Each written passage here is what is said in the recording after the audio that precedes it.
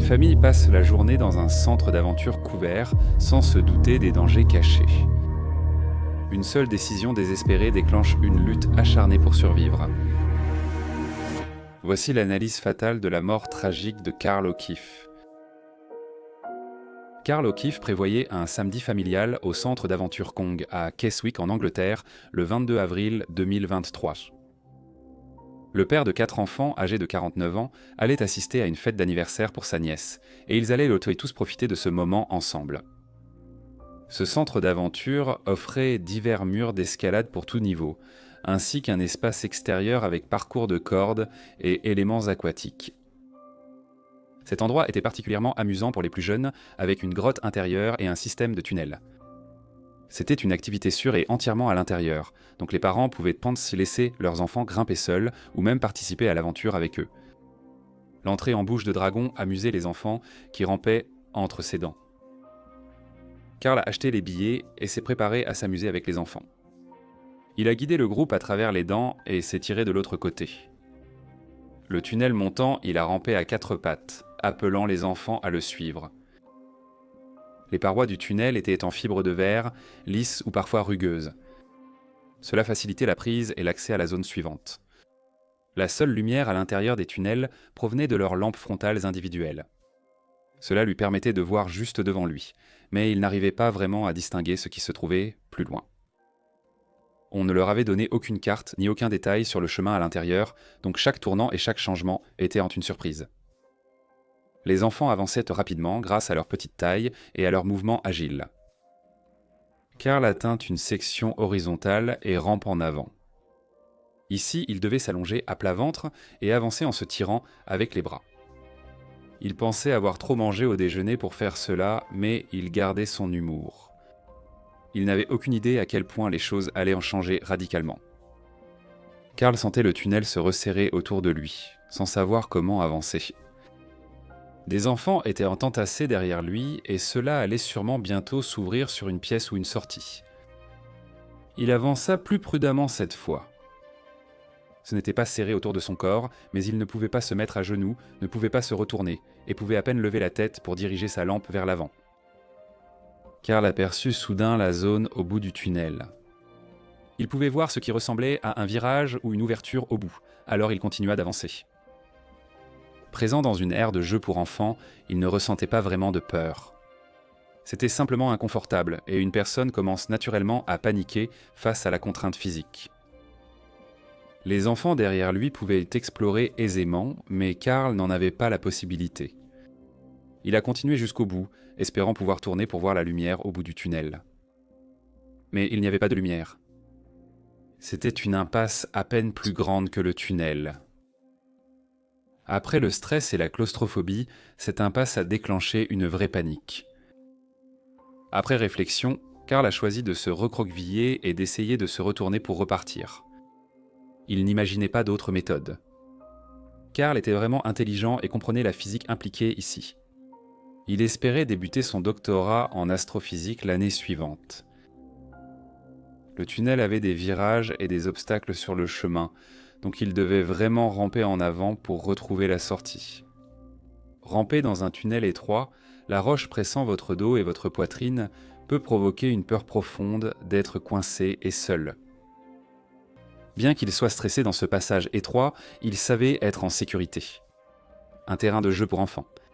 Aucun problème pour sortir ou demander de l'aide. Carl s'est mis en position fétale, genoux ramenés et tête baissée. Cela lui donnerait assez d'espace pour tourner la tête.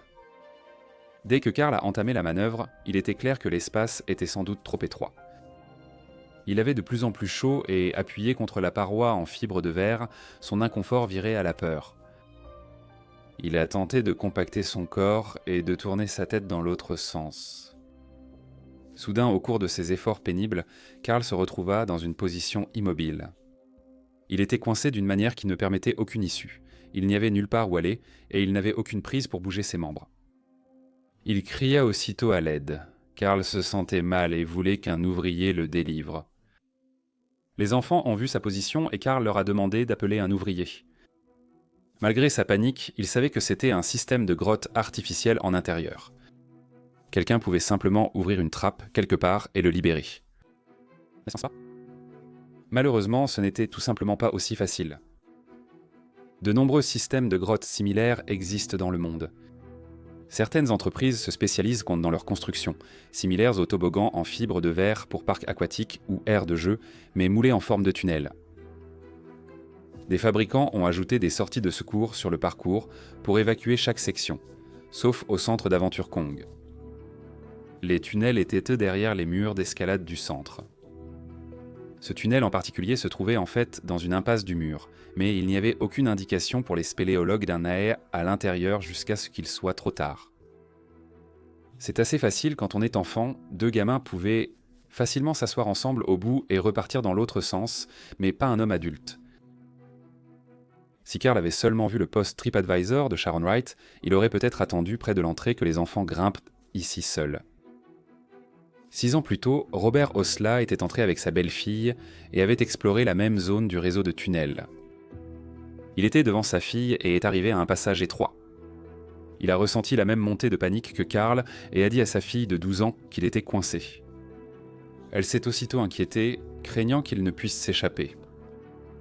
Robert a essayé de faire demi-tour dans l'impasse, mais il n'a tout simplement pas réussi à plier son corps dans une position qui fonctionnerait. Il a finalement choisi de reculer tout le long, même dans les montées avec obstacles. Petit à petit, Robert a réussi à se libérer de la section étroite du tunnel et à reculer jusqu'à atteindre la sécurité, près de l'entrée. Sharon était hors d'elle. Sa fille était dévastée et son mari bouleversé par ce qu'il venait de vivre. Bien qu'il soit maintenant en sécurité à l'air libre, il avait été coincé dans une impasse sans lumière, sans air frais et sans aucune aide, il y a seulement quelques minutes. Sharon a parlé à la réception, mais ils ont à peine réagi à ce qu'elle jugeait vital. Sharon a publié un avertissement sur TripAdvisor, mais elle a été choquée de ne voir ni avertissement, ni carte, ni instruction, sauf une limite de hauteur de 6 pieds. De nombreux avis sur TripAdvisor signalent des tunnels trop étroits et des visiteurs coincés ou trop grands pour entrer en sécurité. Robert Ostley s'en est sorti indemne, mais Carl n'a pas eu cette chance. Il faisait moins d'un m80, mais était trop grand pour le tunnel étroit où il était coincé. Il était immédiatement évident que la position dans laquelle Carl était coincé était extrêmement dangereuse. Son corps était si comprimé qu'il respirait à peine. Ses organes étaient écrasés par la torsion et la circulation sanguine serait bientôt coupée. Les employés du centre ont tenté de tirer Carl par le bras ou la jambe via le tunnel sans réussir à le sortir de sa position compacte. Ils croyaient que ce passage très étroit serait bref en se recroquevillant pour se retourner. Ce bref instant durait déjà plus de 30 minutes. Les employés savaient qu'ils ne pourraient pas le libérer. Des appels ont été faits aux pompiers, secours, ambulances et police. Plusieurs équipes spécialisées sont intervenues, l'unité de secours des mines de Cumbria, l'équipe de secours en montagne de Keswick et l'équipe locale d'intervention en zone dangereuse. L'endroit bourdonnait de monde, voulant atteindre Carl. Les employés ont expliqué qu'il avait l'air mal en point et qu'il se trouvait dans une position très dangereuse. Les grimpeurs au centre ont commencé à aider l'équipe de secours à enlever les murs entourant les tunnels. S'ils pouvaient simplement exposer le tube en fibre de verre, il y aurait sûrement un moyen de l'ouvrir ou de relâcher la pression sur le corps de Carl. Des heures ont été nécessaires pour tout exposer, seulement pour réaliser qu'aucune sortie de secours ni moyen de libération n'était possible. Carl souffrait vraiment à l'intérieur. Il ne pouvait pas bouger son corps engourdi, recroquevillé en position fétale, les genoux contre le visage et les côtes écrasant ses organes. Il respirait lentement, tentant de se détendre, mais chaque souffle restait difficile. Il sentait une douleur à l'intérieur de son ventre et un engourdissement dans ses extrémités. Il devait essayer de relâcher la pression sur Carl avant qu'il ne subisse des lésions nerveuses ou organiques par un arrêt permanente. Plus de 50 secouristes ont aidé à atteindre Carl. Après plus de 4 heures ainsi, les pompiers ont découpé la fibre de verre et démoli le tunnel derrière le mur de roche. Carl a été immédiatement transporté à l'hôpital, mais il était clairement dans un très mauvais état.